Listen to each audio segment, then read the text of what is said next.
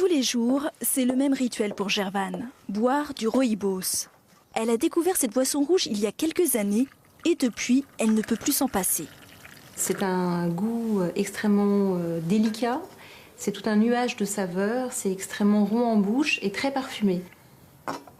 J'ai eu un coup de cœur absolu pour le rooibos. Je me rappelle de ce voyage dans le désert du Kalahari, quand face à ces grandes étendues, on m'a proposé cette première tasse de rooibos, cette couleur très rouge-orangé face à cette espèce d'ocre du désert du Kalahari.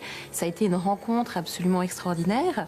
Et je trouve qu'à chaque fois qu'on boit une tasse de rooibos, moi je vois cette couleur et j'ai toujours l'impression un peu de partir en voyage. Ça reste pour moi une boisson tout à fait poétique. Une boisson qui invite au voyage. Et il faut justement partir loin pour trouver les plantations de rooibos.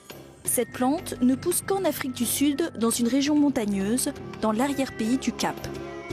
Pour en savoir un peu plus, nous nous sommes rendus dans une boutique spécialisée dans le rooibos. Cette boisson qu'on surnomme aussi le thé rouge.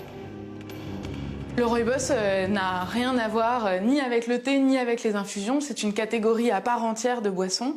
C'est un buisson d'une famille séparée qui est la famille des acacias. C'est une plante annuelle qu'on récolte entre janvier et avril. On va hacher la plante pour la faire oxyder. On la positionne sur une grande aire sur laquelle on met de l'eau et le processus d'oxydation va démarrer pendant une douzaine d'heures à peu près. Et puis, une fois que le processus est arrivé à son terme, eh ben, on étend le rooibos sur l'ensemble de l'air et en séchant, l'eau s'évapore et le processus s'arrête. On a notre rooibos. Chaque année, on en produit 15 000 tonnes. Le rooibos, tout comme le café ou le thé, est un nom générique. Il en existe de nombreuses variétés. Il existe des terroirs différents dans la région du Western Cape et du Northern Cape. On compte 7 terroirs de production de rooibos différents. Les rooibos qui proviennent des terroirs les plus au nord ou les plus en altitude vont avoir un goût beaucoup plus rond, beaucoup plus miellé, plus caramélisé, très caractéristique des rooibos qu'on peut boire traditionnellement en Afrique du Sud.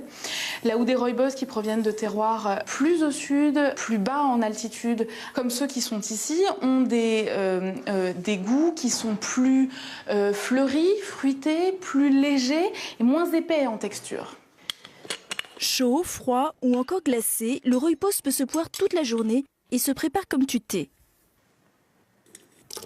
L'infusion 5 minutes minimum, mais sans limite de temps. L'intérêt du rooibos, c'est qu'il n'a pas de tanin et donc qu'il ne tourne pas. On peut le laisser infuser aussi longtemps qu'on veut. Le rooibos, au-delà de la boisson, c'est aussi tout un art de vivre. On utilise le rooibos en cuisine, dans la cuisine sucrée évidemment, mais aussi dans la cuisine salée. En Afrique du Sud, les Sud-Africains utilisent le rooibos comme un bouquet garni.